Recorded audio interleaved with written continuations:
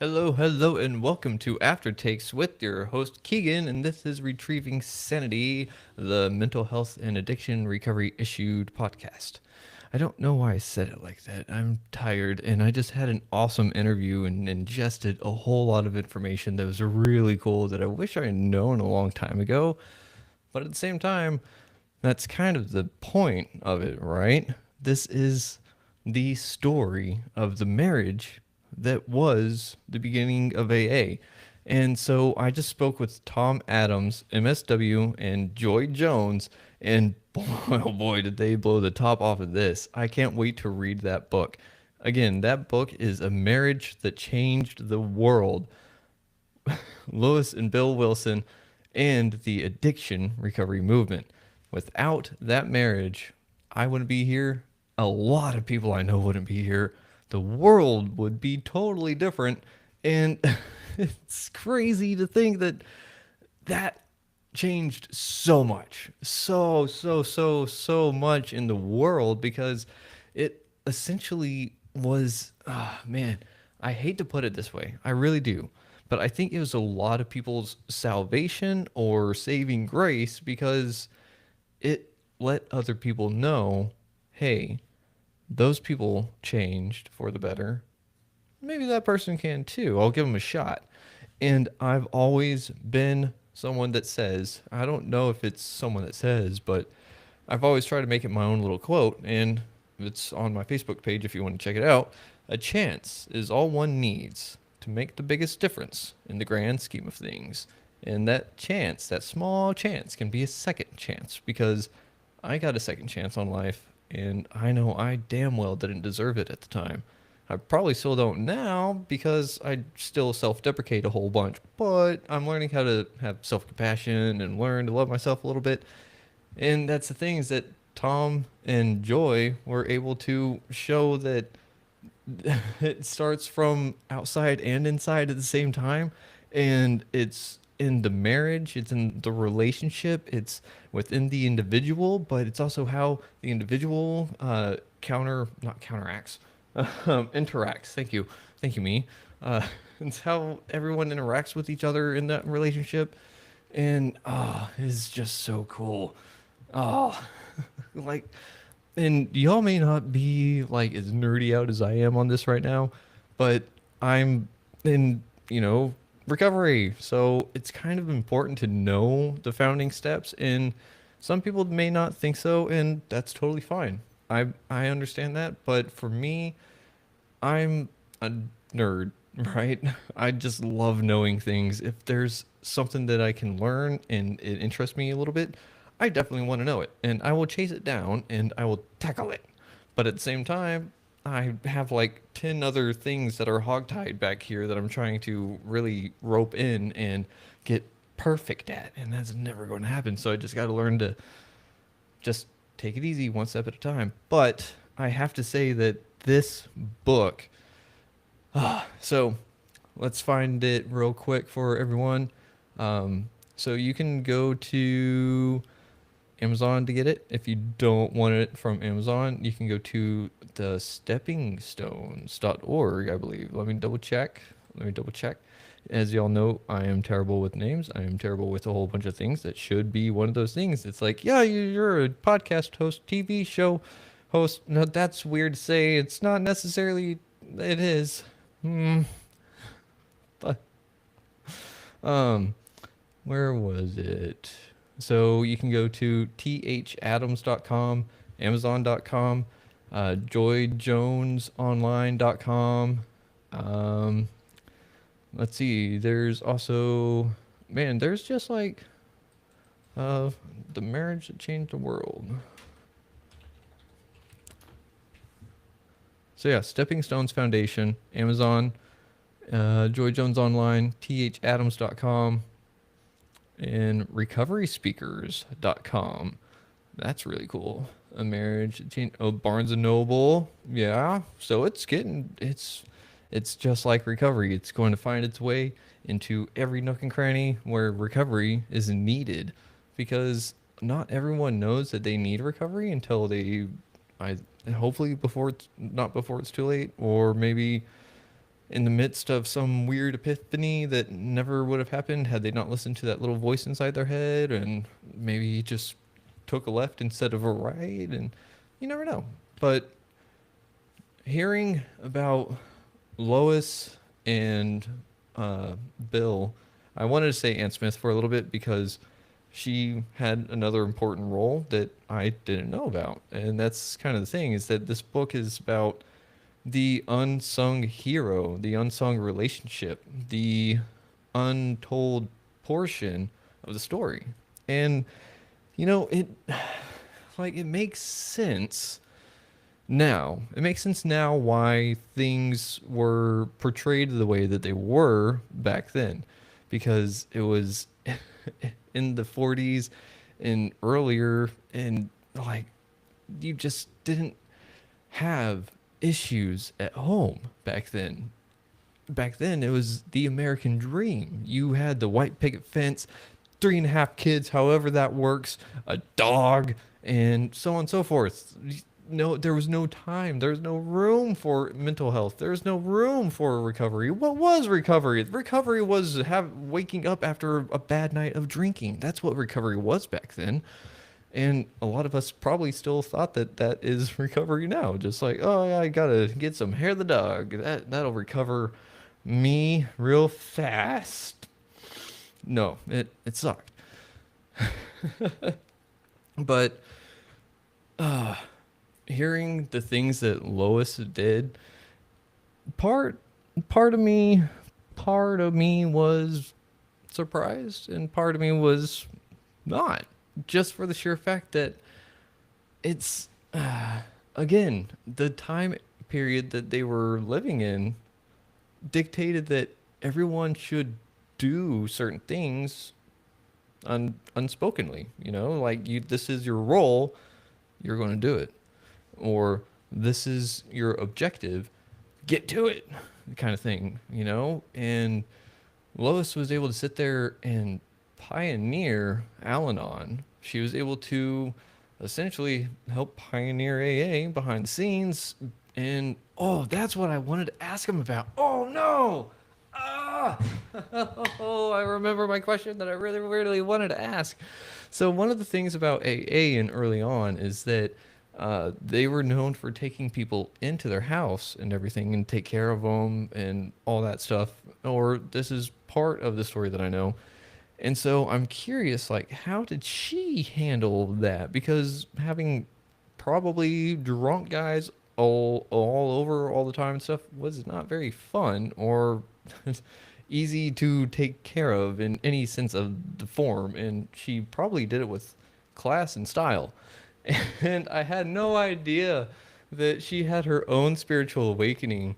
And it came whenever she threw a shoe at Bill because he was going to too many meetings. Oh man. And that's one of the things too, is that in early recovery, someone needs meetings. They really do, because it's either that or drinking or whatever your fix is. And early recovery, that last two isn't going to do it because you're trying to get away from it, right? So it's like you either go towards something that brings you a little bit of safety, familiarity, and comfort, and that's a meeting, or you stay at home and be all angry, mad, and stuff, and that doesn't really work that way, though, right? So it's interesting because whenever they were also talking, they had mentioned something about how AA meetings feeling more like church than church. And I was like, yeah, yeah, there's a lot more love and acceptance in a recovery meeting than a lot of churches I've been to. So, nothing against anyone on that in particular. I'm just saying. And that's the thing, is that she helped build that into AA without us really knowing about it, right? Like, Lois helped build that into AA without us knowing about it. Think about it. Most of the time, especially in that time, the loving caregiver was the wife, the mother, and everything. And so who's going to take care of all the people that are needing help. Like, well, there's Bill, but he's also probably on this person over here, helping out over here, so on and so forth. And it's like, it, she had to pull in so much effort and resource of her own that I'm surprised that she didn't have some kind of psychotic breakdown of some sorts besides throwing a shoe. And I'm sure back then that was a big deal. So, I mean, we've all seen George W. Bush dodge a couple of shoes real fast. So, uh, don't ask me why that one popped in my head. It's probably because people throw shoes at people all the time, and that was just like the most famous examples that just was in my archive for some reason.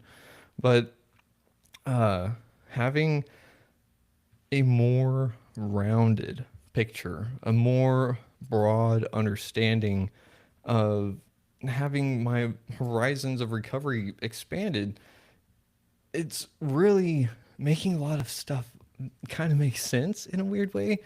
Like, how did Al-Anon get feeling like its rooms? How did it get feeling the way that it did? And just how did some of these concepts come about? Because it's one of those like, surely someone on the outside had to have a little bit of hand in this, right? Because an alcoholic did not.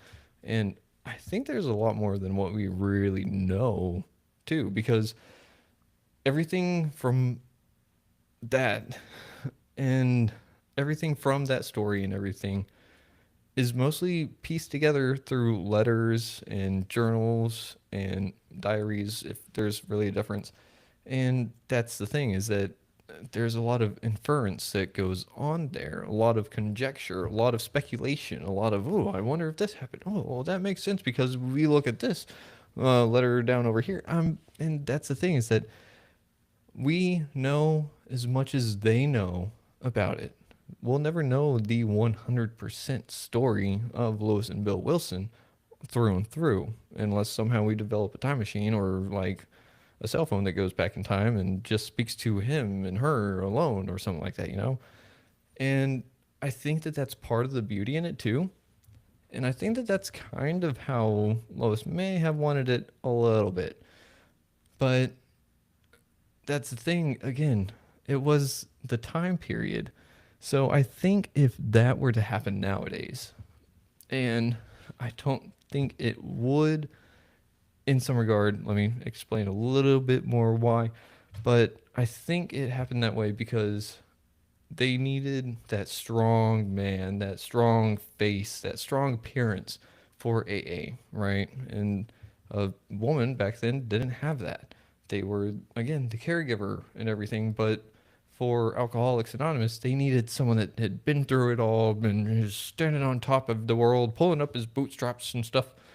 And they didn't need that emotional stuff right at the moment. And I'm really curious about how like emotions came into play early in Alcoholics Anonymous, because that's one thing that a lot of people don't tell you early in recovery, is that, hey, the great thing about recovery is that you get your emotions back. The crappy thing about recovery is that you get your emotions back. And it's like, fuck, dude. Like, oh, like, does anyone want to tell me how to deal with these now? And yeah, someone actually will if you decide to ask. But the thing is, you can't get mad whenever they tell you what you're feeling and they're right. Because whenever you get mad, it just proves their point a little bit more. And I can only imagine the inner quarrels that Lewis and Bill had early on about different things. And even if they weren't quarrels, the conversations that they must have had, moving 54 times in that short of a time period. I forget how short it was, but it was enough that it made me go, holy shit. Like, that's a lot. That's a lot. I've not even moved like, I maybe double digits, but hardly that. Like, 54? Oh, that's a lot of money. That's a lot of traveling.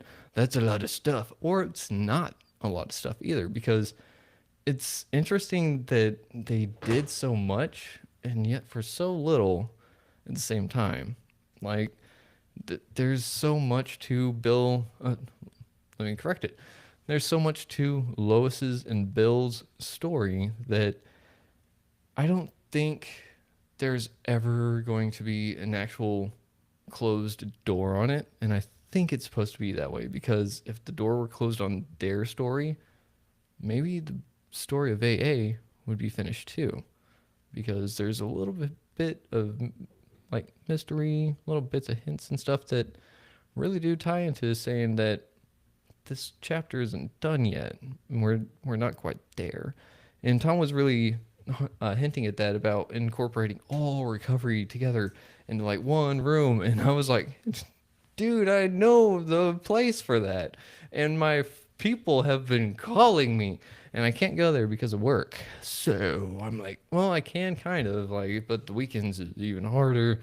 Nowadays, I just buried myself with work, but not because I'm running from anything this time around. This time around, it's like, oh yeah, this is great until I hit burnout. So I'm trying to figure out like, where do I like stop taking people and doing interviews for like 3 weeks so I can just pump out some episodes that are already recorded and then just say, okay, we're starting fresh. And I don't know if I necessarily want to do that though, because whenever I'm on a roll, I'm on a roll and I want to keep going and I feel like I'm on a roll. So I don't know. But the Podbean's doing good. YouTube's doing good. A little bit of life update. Sorry about that. Need to go to the dentist soon. That it doesn't really hurt, but it sucks to eat. So dentist. Oh, podcast movement 2025. Hopefully we're going to go to that. Not hopefully. We are going to go to that. That is through August 18th through the 21st. So I'll be trying to do live streams there. And just a whole bunch of other stuff. I got episodes out the wazoo. I've got stuff all sorts of scheduled. And like I told them, was booked and, well, not booked today, but that's the thing is that I had today open and I was like, hey guys, let's get y'all in now because this is really cool. And I'm like, so glad I did. So glad they did because without them, I wouldn't have heard the story. Without them, y'all wouldn't have heard the story. Without them, Lois and Bill, Tom and Joy, we would have had a rather dull evening, right? Because there wouldn't have been an interview, there wouldn't have been some kind of aftertake of weird stuff. And I mean, without Lois and Bill, AA wouldn't be around. Without Tom and Joy, I wouldn't have had this awesome conversation with them. And I mean, now there's so many people that are going to be able to hear about it. And it just feels like justice is done in some sense of form, you know? But again, I don't know how much they wanted that side of the story to get out. But at the same time, I don't think that they would mind that it did, especially in today's world. Everything's been changing so much. I wonder how they themselves would view recovery, society, and what we've done wrong in AA since then, if anything. So, with that, I'm going to leave y'all to ponder what could we do to AA to make it better, or honor Lois's memory in it as well. That's what I would like to see. How could we honor Lois's memory in AA and Al-Anon a little bit more? I'll let you think about that because I'm going to think about it, but I want to hear your thoughts and then we'll get back to that at some point in the future. So until then, you have a great night. I almost said sexy, but some of y'all would get a little bit offended at that. So I can't really say like anything. Why did I say that in the first place? I was trying to be funny. Now I just feel weird. So I have to end it right here. Okay. Bye.